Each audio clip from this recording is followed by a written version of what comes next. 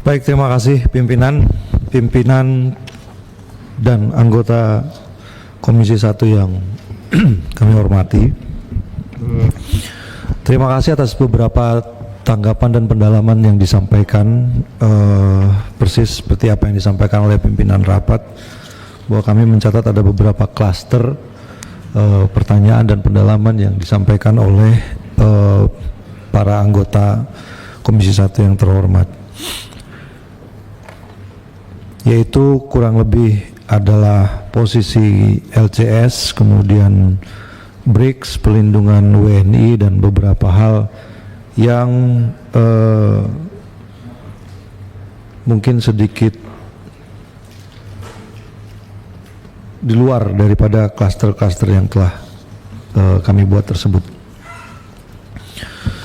Baik Bapak dan Ibu sekalian, yang pertama yang ingin saya tanggapi mengenai joint statement antara pemerintah Republik Indonesia dan Republik Rakyat Tiongkok,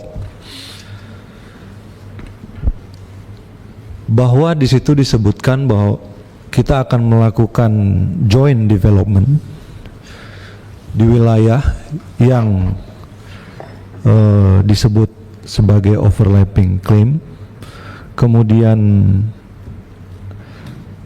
berdasarkan hukum dan peraturan relevan yang berlaku. Saya kira teksnya berbunyi demikian, kemudian, dan itulah sebenarnya yang terjadi, bahwa teksnya itu seperti itu, tidak ada persepsi lebih dari itu. Kenapa? Karena memang belum, ya kan? Ini adalah kesepakatan kita mengingat situasi di daerah yang nantinya juga akan ditentukan di mana. Tadi seperti disebutkan juga bahwa ada itu bermakna kita mengakui klaim 9 dash line. Di situ kita tidak menyebutkan kita mengakui apapun. Belum ada tulisan, belum ada pernyataan yang menyatakan bahwa kita akan bekerja di titik A, koordinat B, itu belum ada. Ya. Jadi kembali lagi, prinsip utamanya adalah Bapak Presiden mengarahkan bahwa Indonesia akan meningkatkan kooperasi atau kerjasama dan kolaborasi dengan negara-negara tetangganya demi kepentingan nasional. Urusan kedaulatan kita tidak bergeser dari posisi kita. Makanya di situ dituliskan, dalam teks itu disebutkan, saya yakin ada prevailing law and regulations. Kita mengadopsi UNCLOS, ya itu yang berlaku buat kita. Kita punya undang-undang perbatasan dengan negara tetangga, ya itu yang menjadi pegangan kita gitu. Yang ingin kita lakukan sebenarnya konsentrasinya adalah bagaimana memanfaatkan sumber daya alam dan kekayaan alam yang ada di situ untuk kepentingan bersama, seperti itu. Ada beberapa hal, pimpinan, nanti saya minta ada beberapa hal yang ingin saya jawab secara tertutup, tapi hal-hal yang sifatnya umum akan saya sampaikan. Dan joint statement ini juga menegaskan bahwa implementasi kerjasama ini tetap berpegang pada prinsip saling menghormati, kemudian tadi saya sudah sebutkan juga undang-undang ataupun peraturan serta hukum yang berlaku dan relevan.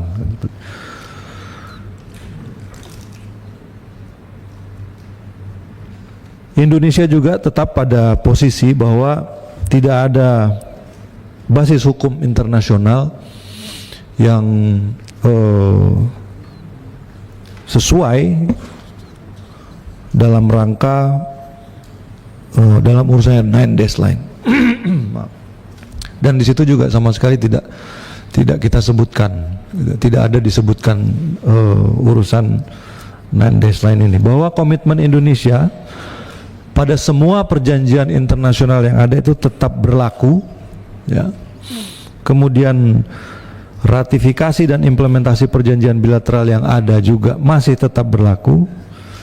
Kemudian Indonesia secara konsisten tetap memegang UNCLOS dan semangat Declaration of Conduct in the South China Sea. Tadi juga ada kaitannya dengan pertanyaan Pak Rizky mengenai COC. Itu apakah COC yang sama? Iya, itu COC yang sama, dan saya kira ini merupakan suatu kemajuan juga. Dan kalau berbicara mengenai COC, kita juga saat ini sedang masih dalam pembahasan, ya kan? Maksud saya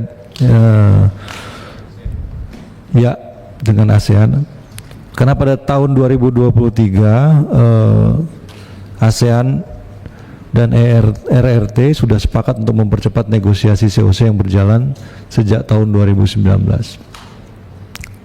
Kemudian semua peserta negosiasi juga sepakat dengan Code of Conduct ini harus segera diselesaikan untuk menjaga situasi di kawasan. Jadi masing-masing ini semuanya punya standing yang sama, ya, punya keinginan yang sama untuk menciptakan kawasan LCS sebagai kawasan yang tenang, stabil, dan damai. Terus tadi ada juga pertanyaan, bagaimana posisi negara-negara tetangga tentang hal ini? Sebelumnya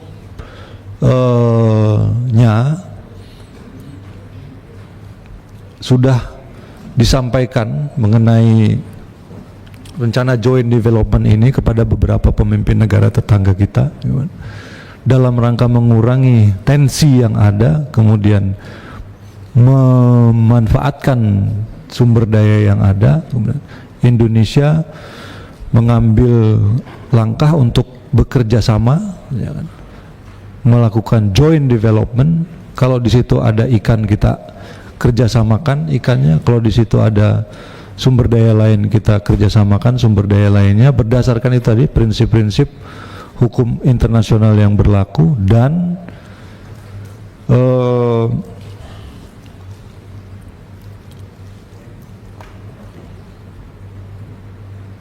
prinsip saling menghormati kedaulatan masing-masing negara. Posisi Indonesia tetap, posisi negara-negara tersebut tetap, tetapi 50% dari nol adalah nol. Kalau misalnya tidak ada sesuatu yang bisa kita ambil, tidak bisa kita manfaatkan untuk keuntungan dan kepentingan bangsa kita, alangkah lebih baiknya kalau kita melakukan kerjasama yang bisa menguntungkan dengan, sekali lagi, dengan tidak melupakan kaidah-kaidah dan prinsip-prinsip dasar yang berlaku. Artinya kedaulatan kita tetap kita jaga. Ya, pimpinan, mohon izin, ya. Ya, Pak. Menarik untuk saya soal kerjasama di wilayah itu. Oke, sampai di situ titik, ya begitu. Dengan harapan Cina tidak mengklaim itu juga sebuah kerjasama, kan? Tidak mengklaim soal 9 lain, gitu, ya. Itu sudah kerjasama. Yang kami khawatirkan, ya mohon, itu hanya sebuah statement diplomasi saja. Sebab kalau diteruskan ada kerjasama, misalnya di laut menangkap ikan, ketika nanti nelayan Cina masuk ke situ, ya berarti kita akan bekerja sama dengan nelayan Indonesia. Nah, sebelumnya kalau ada nelayan ke situ, kita mengerahkan Coast Guard untuk mengusirnya keluar dari wilayah itu. Nah, harapan kami barangkali ya adalah kita tetap firm yang seperti Bapak sampaikan, kita tetap ya berpedoman pada prinsip-prinsip dasar yang sudah kita sepakati, dan insya Allah kita tetap konsisten dan konsekuen dengan menolak klaim Cina soal 9 lain, begitu. Sebab ini juga kita harus memperhatikan negara-negara sahabat kita itu, terutama di wilayah-wilayah ASEAN ke arah timur, antara lain Malaysia, antara lain mungkin dengan Filipina, kemudian dengan negara-negara lain. Itu mungkin Bapak Menlu. Terima kasih. Ya, terima kasih Pak Bagus. Kita persilakan Pak Menlu untuk melanjutkan penjelasannya. Terima kasih Pak TB buat masukannya, dan saya kira benar ya, itu adalah merupakan sesuatu yang harus kita perhatikan. Kemudian tadi juga ada pertanyaan yang kaitannya masih dengan LCS, adalah mengenai kerjasama bisnis yang kemudian kita lakukan kita tanda tangani di Beijing. Apakah ini benar-benar merupakan purely foreign direct investment ataupun bantuan yang sifatnya hutang? Dari semua kerjasama yang ditandatangani, baik itu di Beijing ataupun di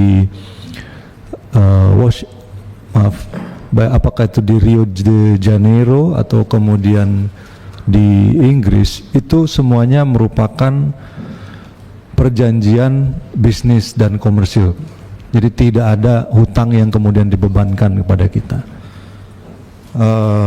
Just to be clear, bahwa semuanya merupakan buah dari keyakinan berbagai bisnis yang ada di negara-negara tersebut terhadap situasi kondusif, terutama situasi politik yang kondusif di Indonesia.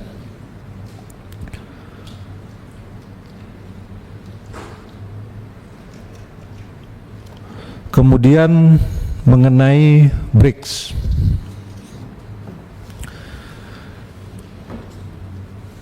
tadi beberapa Bapak dan Ibu anggota yang terhormat juga menyampaikan soal BRICS.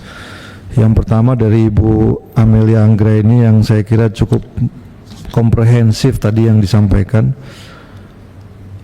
Apakah kita di BRICS ini sebagai pengikut, kemudian apakah kita dianggap cukup serius hanya dengan mengirimkan utusan khusus? Perlu saya sampaikan bahwa keinginan untuk bergabung di dalam BRICS ini sudah dicetuskan jauh sebelum Pak Prabowo waktu itu menjadi presiden, karena dianggap ada manfaat-manfaat yang bisa kita ambil, kemudian ada kepentingan-kepentingan bersama yang bisa kita salurkan lewat grouping ini. Kemudian pada saat Menteri Luar Negeri hadir di Kazan, gitu kan, sambutan yang diberikan oleh negara-negara member itu merupakan, menurut kami merupakan sambutan yang sangat positif, dalam arti tidak kemudian dianggap ini mengecil. Karena kami ingat pada saat kunjungan waktu itu presiden terpilih ke Rusia, salah satu hasil pembicaraannya adalah presiden Rusia mengundang waktu itu presiden terpilih untuk menghadiri KTT BRICS.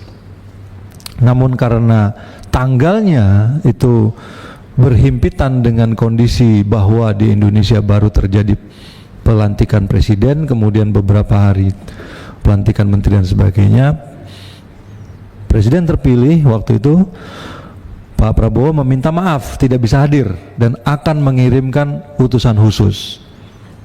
Bahkan dalam bercandaan keduanya waktu itu sampaikan, kalau misalnya bisa, boleh nggak KTT-nya dimundurin setelah tanggal 22 waktu itu kalau saya tidak salah.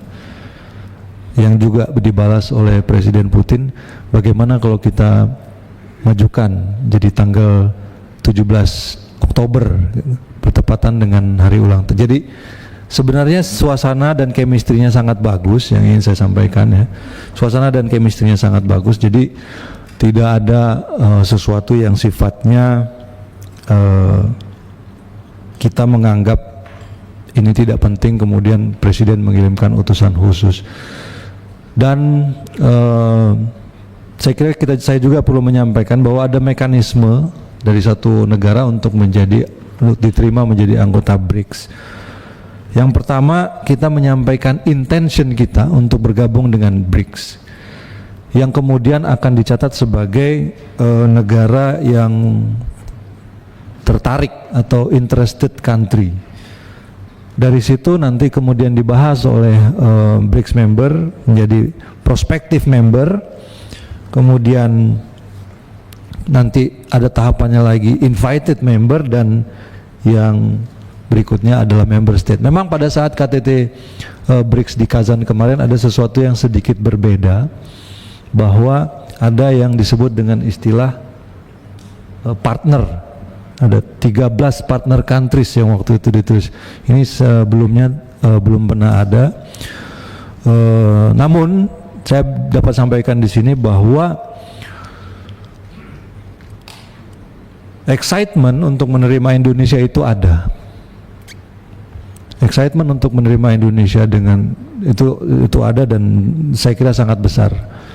Memang tadi seperti yang disampaikan oleh Pak Niko, ada beberapa negara yang mungkin tidak melihat intensi Indonesia untuk masuk ke BRICS itu sebagai sesuatu yang we're not seeing each other in the eye level, ya, agak. Tapi secara umum tidak ada keberatan. Memang kurang lebih 2 bulan yang lalu saya juga mendapatkan informasi bahwa negara-negara BRICS member ini tidak berencana untuk menerima negara baru sebagai anggotanya. Tetapi pada saat kita menyampaikan intensi kita untuk bergabung dengan BRICS, original members ini semuanya menyambut baik. Bahkan saya juga sempat berbincang dengan Presiden Putin waktu itu dan Menteri Luar Negeri Lavrov, bahwa mereka akan membantu aksepsi Indonesia ke BRICS dan bisa mempercepat prosesnya. Kemudian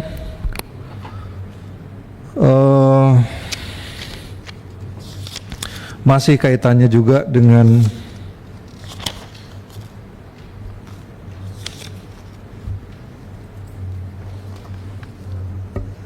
BRICS, ya. Kami melihat selama KTT berlangsung bahwa sebenarnya apa yang diperjuangkan di BRICS ini banyak yang sejalan dengan apa yang kita perjuangkan. Selain suatu sistem multilateral yang lebih inklusif, juga beberapa isu yang sering kita suarakan di dunia internasional juga diadres di situ. Khususnya satu adalah kemerdekaan Palestina. Palestina juga merupakan suatu tema yang menjadi concern pada saat itu, dan saya kira BRICS ini juga bisa menjadi satu media dan tools bagi kita untuk bisa memperjuangkan hal ini. Selain kepentingan-kepentingan ekonomi, ya, kemudian ada yang menyampaikan bahwa ada yang menyampaikan soal isu-isu de-dolarisasi, kemudian menciptakan mata uang baru. Pada saat KTT terakhir kemarin, hal tersebut sama sekali tidak dibicarakan. Memang saya tahu ada beberapa yang beredar di sosial media mengenai mata uang dan sebagainya, tetapi itu sama sekali tidak dibicarakan dan tidak pernah disentuh, terutama urusan menggunakan mata uang. Tetapi intinya adalah bahwa BRICS merupakan satu media yang bisa kita manfaatkan sebagai kendaraan yang tepat, sebagai media yang tepat untuk membahas dan memajukan kepentingan bersama-sama dari negara-negara berkembang. Ini juga merupakan suatu implementasi dari politik luar negeri kita yang independen dan aktif, ya. Memang ada juga beberapa suara yang kemudian menganggap masuknya Indonesia ataupun niat Indonesia untuk masuk ke BRICS adalah sesuatu yang perlu ditinjau kembali. Namun kita tetap pada posisi bahwa ini adalah kebebasan kita sebagai negara berdaulat untuk menentukan dengan siapa kita mau bekerja sama untuk kepentingan nasional kita. Kepentingan masuknya Indonesia ke BRICS tidak bisa diartikan sebagai berpihak pihaknya Indonesia terhadap satu kekuatan ataupun satu alignment tertentu, namun lebih kepada menjadi bridge builder, menjadi pihak yang justru bisa menjadi penengah jika ada kepentingan-kepentingan yang saling bertolak belakang.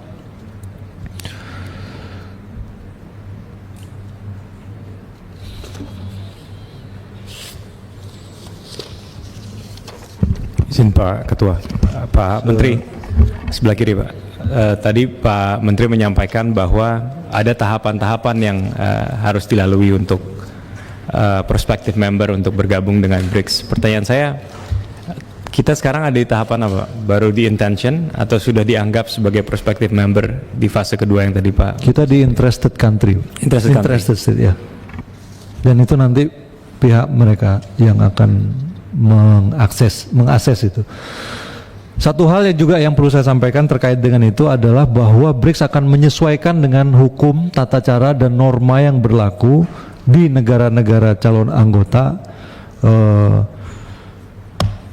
tanpa kita harus mengadopsi ataupun apa istilahnya, menyesuaikan dengan aturan-aturan yang mereka miliki. Mereka lebih fleksibel.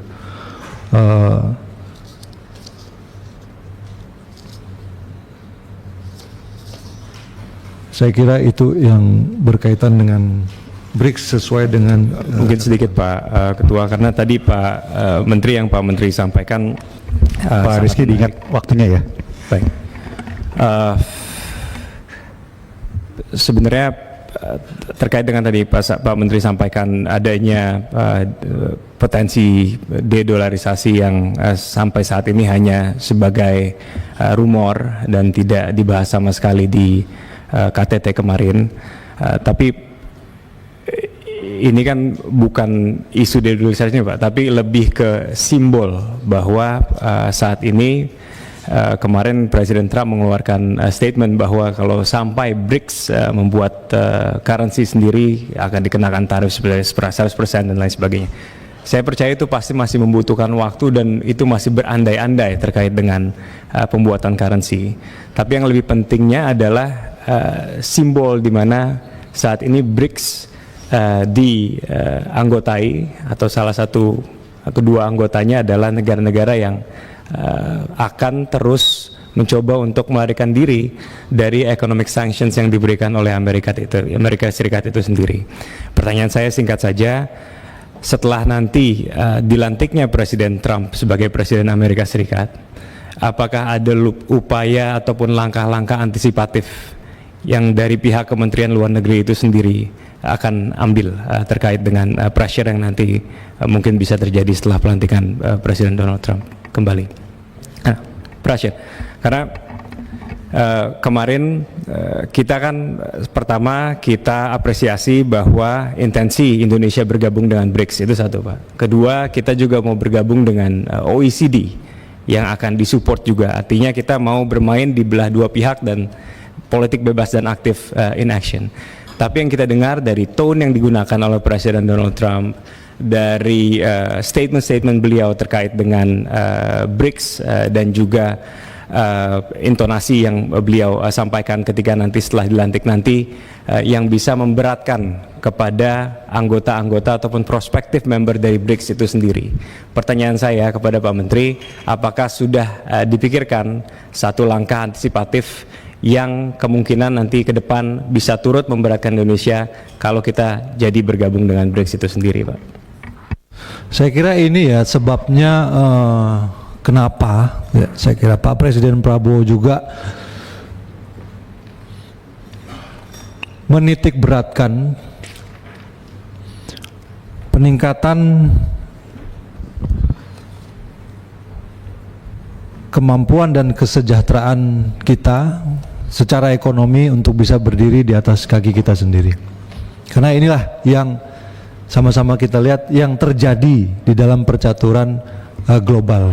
Ada satu kekuatan yang kemudian mengancam ataupun menekan kekuatan yang lain dan kita secara langsung maupun tidak langsung merasakan dampaknya. Oleh karena itu, kita perlu punya kekuatan yang inherent economically. Gitu.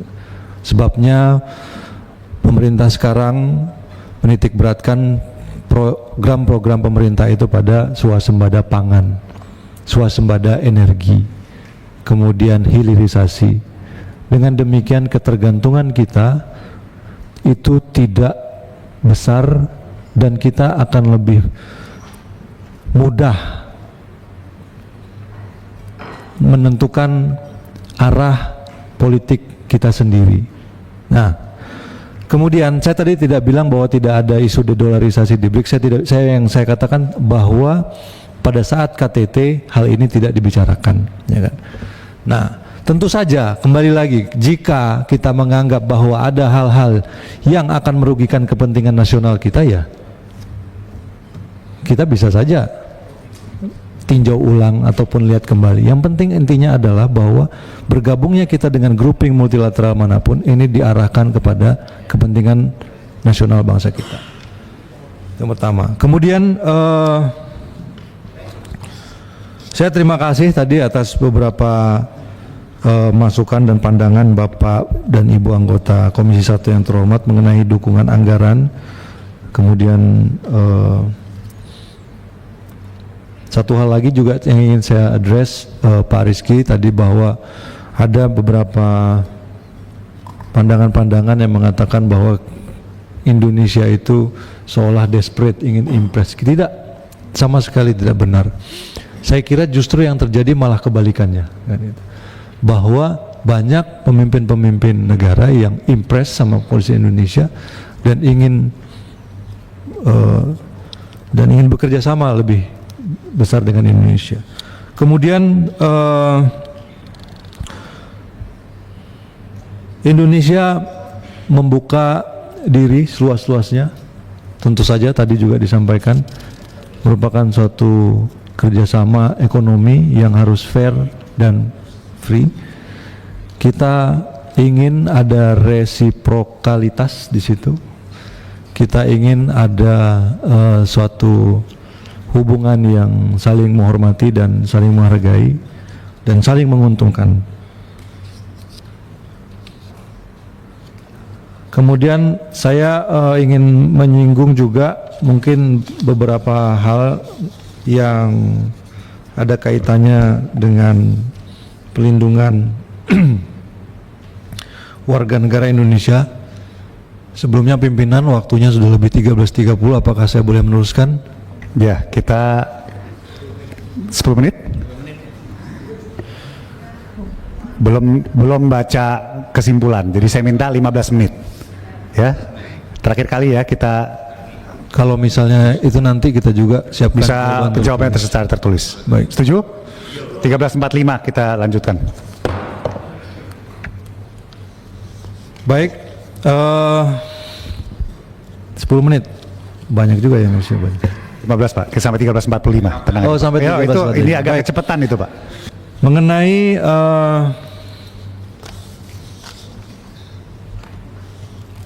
pelindungan warga negara Indonesia, ya, mungkin akan lebih bisa concise kalau saya minta Pak, yang ada siapa? Pak Direktur, Pak Direktur PWNI untuk menyampaikan tanggapannya.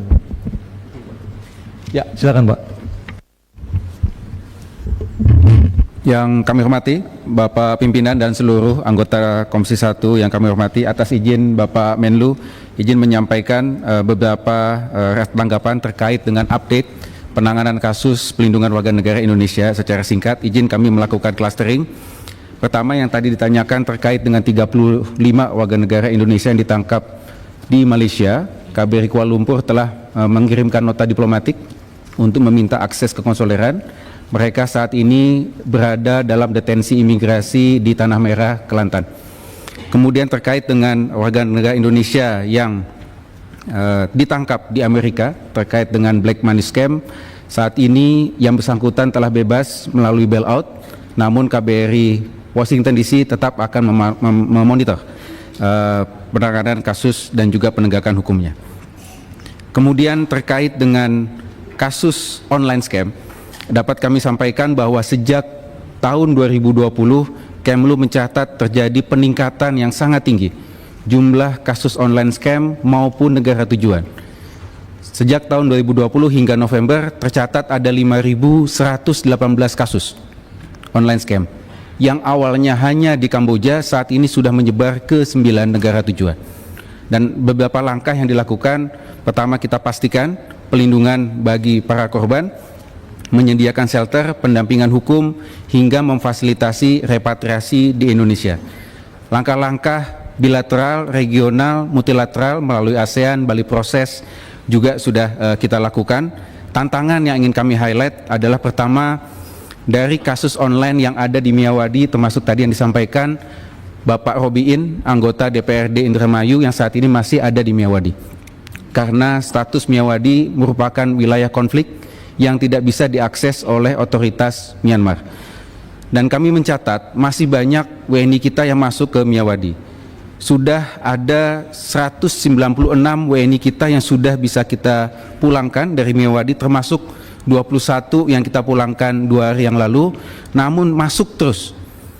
Tercatat hingga saat ini masih ada 129 WNI yang masih ada di Miyawadi. Dan kemudian ada kecenderungan berulangnya kasus. Dari 5.118 yang sudah dipulangkan dan difasilitasi negara, kami mencatat ada sebagian besar berangkat kembali keluar dan kemudian bekerja di sektor yang sama.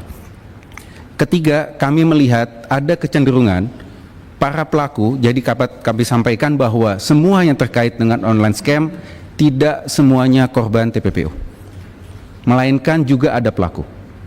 Jadi saat ini ada kecenderungan pelaku disguise themselves as victim of human trafficking. Dan kemudian kemarin pada saat kami pulangkan 20 WNI dari Laos, sebagian di antara mereka menunjuk temannya dan 2 sudah ditetapkan sebagai tersangka oleh Barreskrim. Kemudian terkait dengan data WNI, dapat kami sampaikan memang ini menjadi tantangan terbesar Pak Sejaya. Berdasarkan portal Peduli WNI saat ini ada 2,5 juta warga negara kita yang lapor diri by name by address. Tantangan terbesar adalah kesadaran warga negara kita, karena sesuai undang-undang ini merupakan kewajiban setiap WNI yang tinggal di atas 1 tahun wajib lapor. Namun upaya-upaya yang dilakukan, kita ada 3 strategi. Pertama, memudahkan lapor diri secara online dengan portal Peduli WNI. Kedua, kita memberikan insentif. Saat ini kami bekerja sama dengan Bea Cukai. Bagi pekerja migran yang lapor diri di portal Peduli WNI akan diberikan kemudahan relaksasi biaya impor masuk. Dan kami mencatat ada lonjakan lapor diri karena ada insentif ini. Kemudian disiplin, setiap pelayanan yang diberikan KBRI kita akan mensyaratkan lapor diri di perwakilan RI. Dan terakhir terkait dengan penanganan pelindungan bagi WNI non-prosedural dan juga overstayer, ini memang juga menjadi kasus terbesar. Kami dapat sampaikan bahwa mayoritas WNI kita yang tinggal di luar berstatus overstay. Dan dalam konteks ini, langkah yang diberikan, pertama, meskipun mereka berstatus overstay atau melakukan pelanggaran keimigrasian, perwakilan RI sesuai dengan Undang-Undang 37 tahun 99 tetap memberikan pelindungan. Kita tidak membedakan, selama dia WNI kita tetap memberikan pelindungan. Namun tentunya tantangan yang terbesar saat ini adalah bagaimana mengadres akar masalahnya di Indonesia. Secara khusus tadi yang disampaikan Pak Srijaya, untuk akses pendidikan bagi WNI kita yang overstay di sana, di Malaysia utamanya, saat ini sudah ada 409 CLC yang sudah dibangun di Sabah dan Sarawak dengan jumlah siswa lebih dari 20.000 atau tepatnya 20.380 siswa. Kita saat ini terus mendorong dengan pihak Malaysia agar mengizinkan CLC di luar ladang dan juga di Semenanjung Malaysia. Dan kemudian hak untuk melakukan pencatatan pernikahan, kita juga melakukan proses isbat nikah. Isbat nikah secara kontinu terus kita lakukan. Terakhir kemarin di Tawa bulan November 257 pasangan kita lakukan isbat nikah, dan hari ini juga dilakukan isbat nikah di Kuala Lumpur. Namun tantangan terbesar kita adalah isbat nikah ini sebetulnya bukan prosedur normal untuk menikah. ini merupakan langkah luar biasa karena mereka sudah menikah siri, kemudian kita isbatkan melalui pengadilan agama. Tantangan saat ini adalah ketika kita melakukan secara rutin isbat nikah, maka kemudian menjadi pull factor bagi WNI kita untuk menikah siri di Malaysia dan kemudian diisbatkan. Jadi ada istilah di sana, nggak apa-apa kita nikah siri dulu, nanti tahun depan akan diisbatkan oleh perwakilan RI. Nah, ini kembali pentingnya untuk melakukan langkah penanganan sejak dari hulu. Terima kasih, Bapak. Izin pimpinan, saya memberikan saran sedikit aja. Ini mungkin saran karena izin Pak, karena saya turun sendiri ke CLC-nya Pak. Jadi mungkin saya bisa saran untuk pendataan WNI yang tidak terdata bisa dilakukan oleh kedutaan langsung di ladang-ladangnya Pak. Karena ladangnya itu banyak yang tidak terjangkau, jalannya tidak ada. Di sana jalannya parah sekali. Jadi bisa langsung datang ke sana, mereka sekali didaftarkan 6.000, 5.000, 10.000. Jadi mereka nggak punya identitas Pak. Itu yang pertama.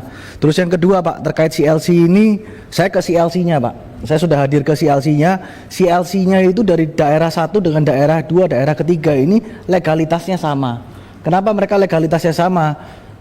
Karena mereka mengajukan permohonan untuk CLC yang baru itu belum diterbitkan oleh Kemendikbud, sehingga gaji gurunya juga sangat minim Pak. Di sana itu di bawah 1 juta. Jadi sangat kecil. Jadi mohon kalau bisa dibantu terkait permohonan itu sudah numpuk di konsulat Pak. Ya, sama yang terakhir yang paling penting buat mereka itu adalah terkait pembuatan paspor itu jangan melalui agensi yang dipermainkan oleh mafia-mafia di sana karena harganya mahal sekali. Kalau bisa dari konsulat memberikan kerjasama dengan kerajaan Malaysia agar itu bisa diminimalisir karena pembuatan paspor itu hanya Rp150. Pak Abraham cukup ya? Cukup, ya itu aja. Tolong dicatat lain kali kalau minta izinnya dikasih dulu. Terima kasih. Ya, saya rasa cukup dari penjelasannya. Mau ditambahkan? Tambahkan mengenai pertanyaan mengenai kontingensi di Timur Tengah, Bapak. Kan? Siap. Izin secara singkat terkait dengan penanganan WNI di wilayah konflik yang ada di Timur Tengah. Saat ini KBRI Beirut telah menetapkan status siaga 1 untuk Lebanon, KBRI Damaskus untuk beberapa provinsi juga telah menetapkan siaga 1, dan juga KBRI Aman siaga 1 untuk wilayah Israel dan Palestina. Hingga saat ini ada 7 gelombang evakuasi yang telah dilakukan dari wilayah Lebanon. Total ada 89 WNI yang masih ada di sana. Masih ada 83 WNI lagi di Lebanon, namun mereka atas pilihan sendiri tetap untuk tinggal di sana. Nah, kemudian terkait dengan situasi yang ada di Ukraina, KBRI Kiev juga telah menyusun rencana kontingensi, dan juga KDI Taipei terkait dengan situasi yang di Taiwan juga telah menyusun rencana kontingensi. Terkait dengan persiapan di pusat, saat ini telah dibentuk Crisis Response Team terdiri dari unsur-unsur Kemlu dan juga TNI untuk memastikan jika terjadi keperluan evakuasi maka kita sudah siap melakukan evakuasi. Demikian Bapak, terima kasih. Terima kasih Pak atas penjelasannya. Kami lanjutkan Pak Menteri. Kalau masih dia penjelasan silakan. Terima kasih pimpinan. Saya kira ada beberapa hal juga yang ingin saya address. Yang pertama adalah mengenai Abraham Accord tadi yang ditanyakan oleh Pak Sukamta. Izin pimpinan, apakah ada yang mesti disampaikan secara tertutup atau bisa terbuka saja Pak Menteri? Kalau masih memungkinkan ya.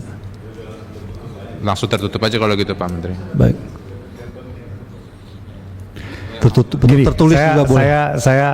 Saya mau serahkan ke teman-teman dulu. Ini mungkin ada pendalaman sedikit beberapa poin yang sifatnya perlu disampaikan secara tertutup. Ya, kita ada masih waktu sedikit.